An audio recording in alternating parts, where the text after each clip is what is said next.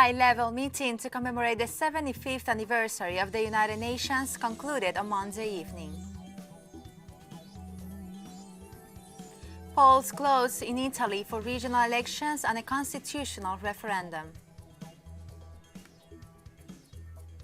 Kenya's top judge has issued a warning to a president for the dissolution of the country's parliament over lack of women.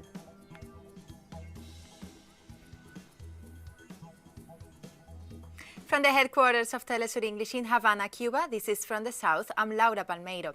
This Monday, a high-level meeting to commemorate the 75th anniversary of the United Nations is underway under the theme, "The Future We Want, the United Nations We Need." During the high-level meeting, United Nations member states will formally adopt a declaration on the commemoration of the 75th anniversary of the organization. The UN 75 report, summarizing the findings of a global dialogue process, will also be presented. This year, due to the COVID-19 pandemic, world leaders have been invited to send pre-recorded videos of their speeches, which are being broadcast live throughout the day.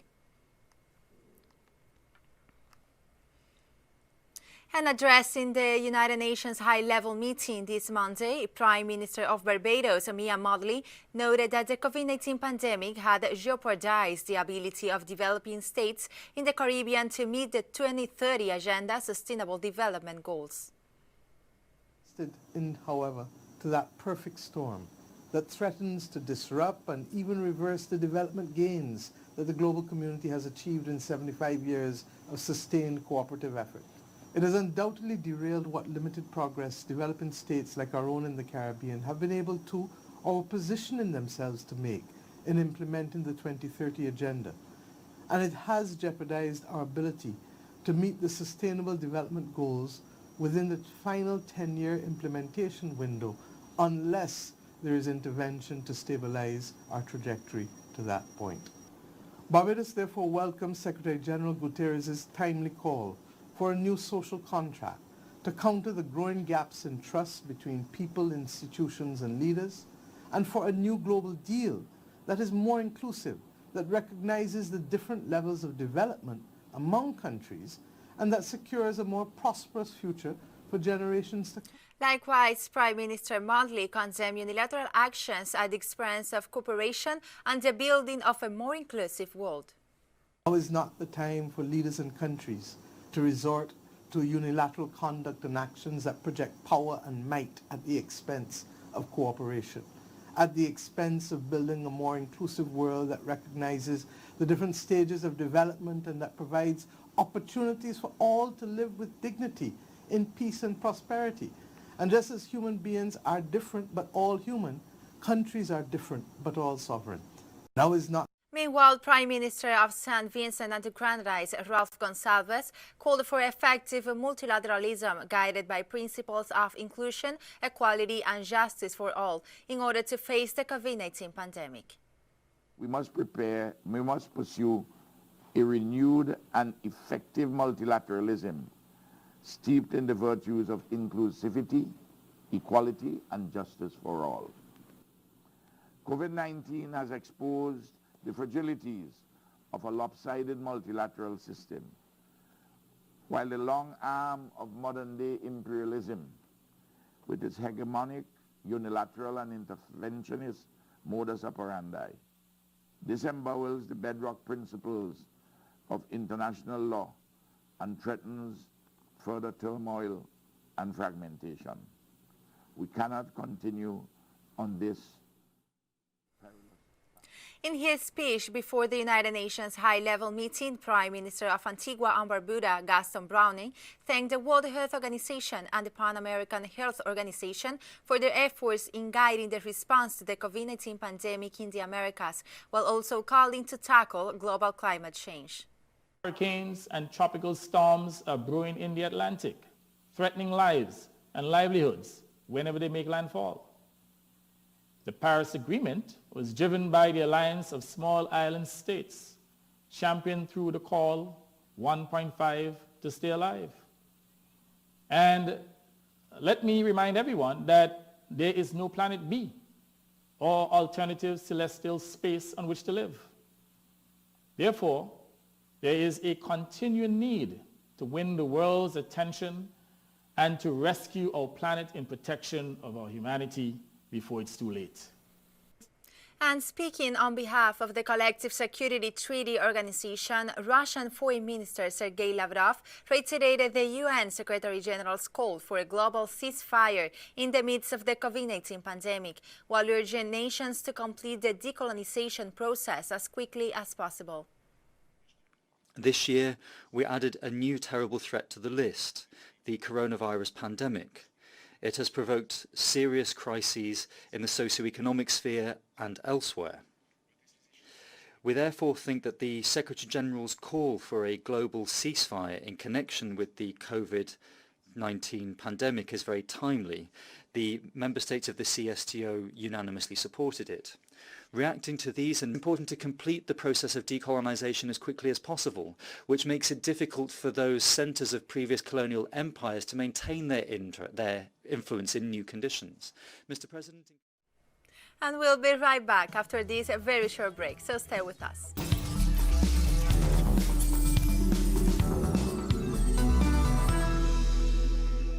Welcome back to From the South. Polling stations closed in Italy on Monday with almost 70% of voting participation in elections held in 7 regions. According to the Interior Minister, the turnout in the referendum was 53.85%, reaching the yes option of 69% of the vote, while no obtained 30%. With this result, and according to the Italian Constitution, changes to Article 56, 57 and 59 of the Basic Charter of the state are approved directly.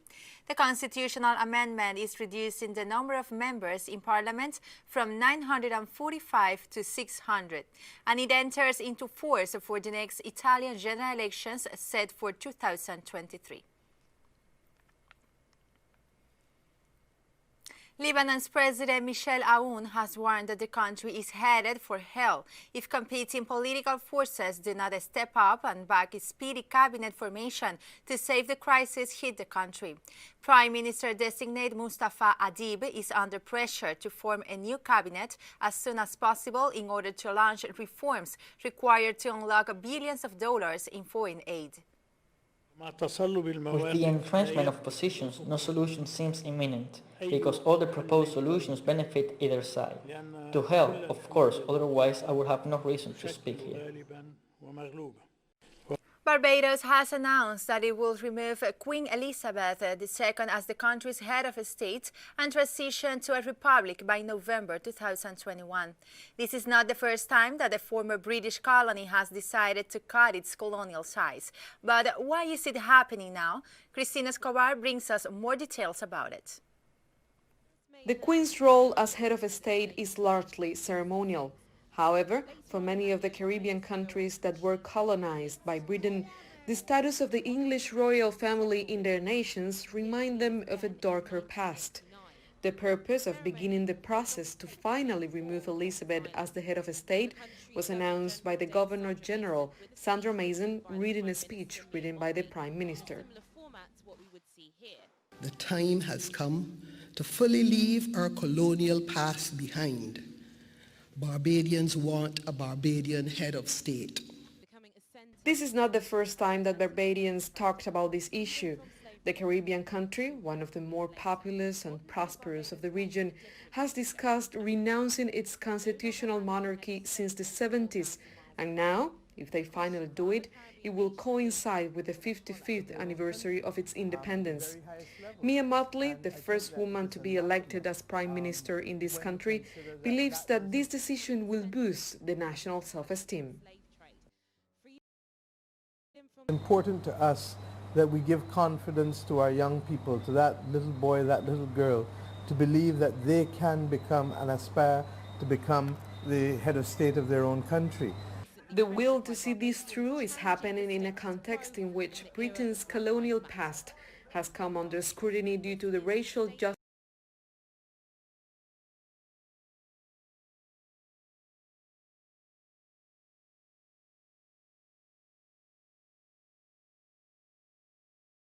movement called Black Lives Matter. that has sparked demonstrations and controversy outside the United States. Also, Elizabeth's grandson, Harry, the Duke of Sussex, and his wife, Meghan Markle, urged the UK to reckon with the wrongs of its colonial involvement. The last country to fire the British Queen as head of state was Mauritius in 1992. Before that, Dominica in 1978, Trinidad and Tobago in 1976, and Guyana in 1970. All stayed in the Commonwealth, a loose association of former British colonies and dependencies. The Queen is still head of state in 14 other countries, including Canada and Australia. Barbados' announcement could pave the way for other Commonwealth realm nations to renounce the monarchy. We have been independent for almost 54 years this November, and the truth is that the time has come for us to continue to make decisions fully on our own. It's not a divisive decision. It's not a decision that is reflective of any break with the monarchy or any disrespect. In fact, it's quite the opposite. We have an excellent relationship with the United Kingdom, with the royal family, and we believe that the time has just come for us to boost the confidence of our people. In response to Barbados' decision to remove the Queen, Buckingham Palace said in a statement, "This is a matter for the government and people of Barbados." This announcement could be followed by other nations that are already questioning why should they preserve a 94-year-old Queen as a symbolic leader. Meanwhile, Barbadians seem to be determined to elect a head of state of their own instead of having another one that lives 4,000 miles away. Cristina Escobar, TeleSUR, La Habana.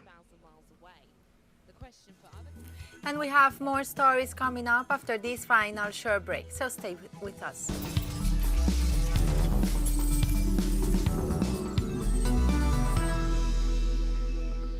Welcome back to From the South.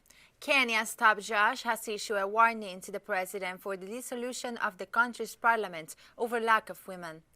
In an advisory sent to President Uhuru Kenyatta on Monday, Chief Justice David Maraga said that failure to enact legislation was clear testimony of the legislature's lack of this attitude and conduct in relation to the two-thirds gender rule.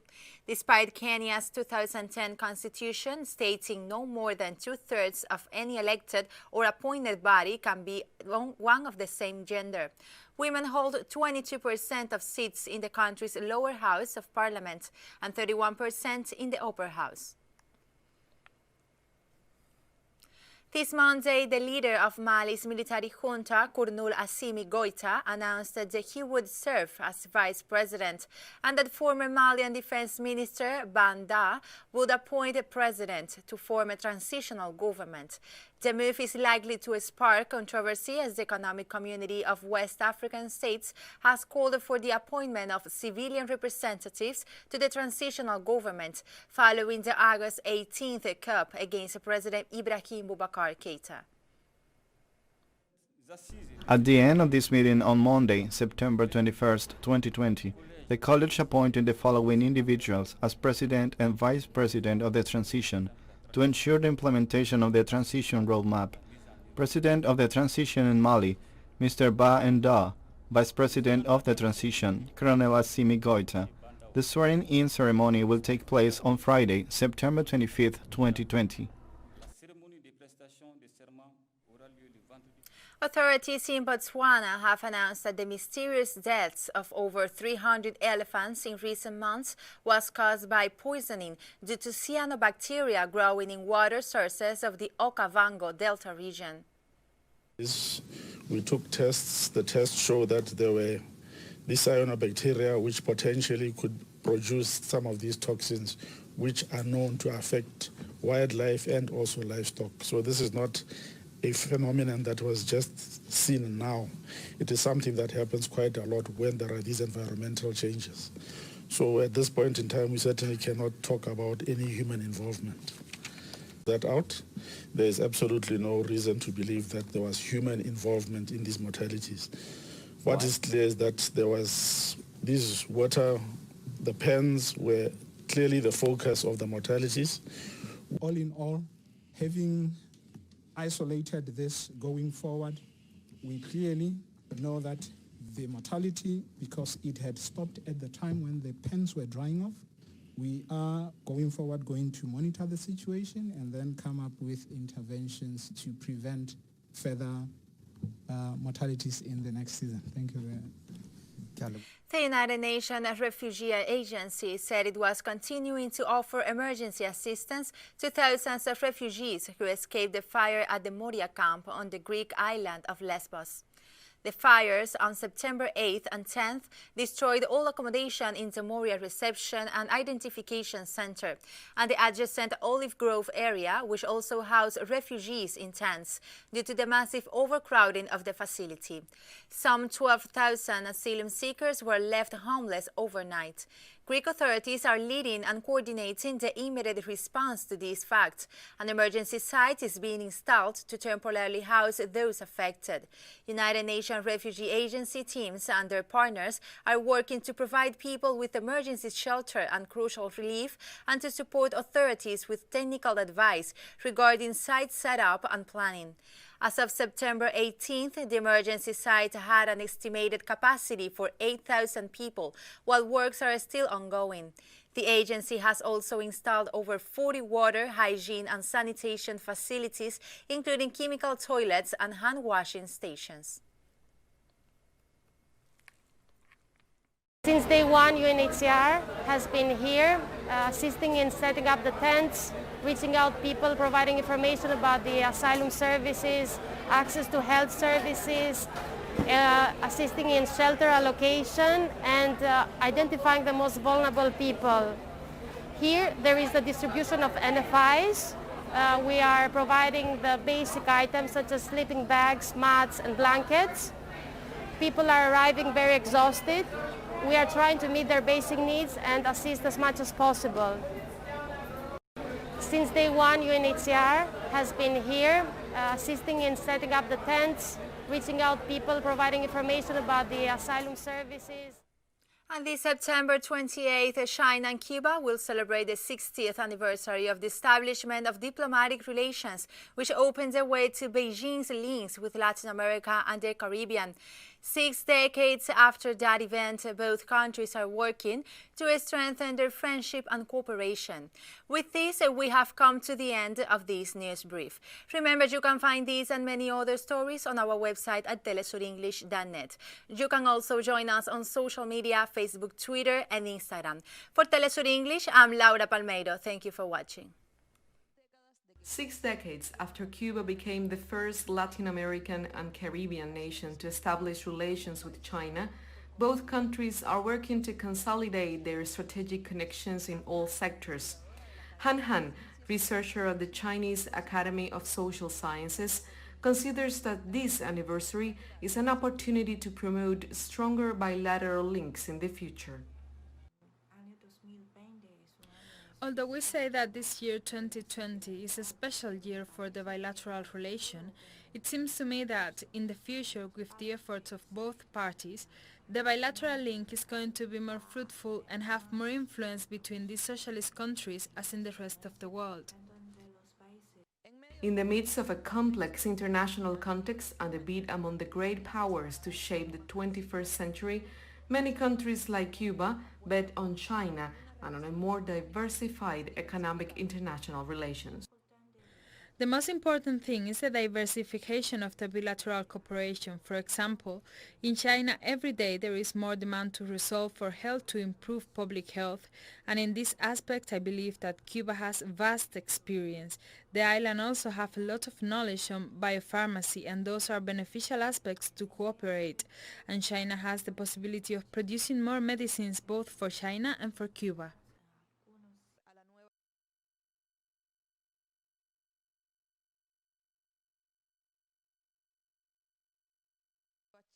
Cuba was the first country in the Western Hemisphere to recognize the then new communist China, and afterwards it served as a bridge between Beijing and the Latin American and Caribbean region. I believe that Cuba offers more opportunities both for China and for the Latin American countries with regard to cooperation, and also in the future. I believe that Cuba, with its influence, with its importance of regional integration, will help mirror to China culture of Latin America, and it's going to bring closer to the Latin American countries to understand the other side, and that seems to me is almost more important than the increase in commercial volumes, because without a mutual understanding, without a basis of understanding, without a basis of understanding bilateral, especially the bilateral commercial relationship, because to maintain the relationship in the long term, the most important thing is to establish a base of mutual understanding. With their specific pathways of development and construction of socialism, the example of how much both countries have gained due to their shared historical links demonstrates the need for a multipolar world in which no country imposes its hegemony over others. y en el que ningún país detente la hegemonía sobre el resto. Irán se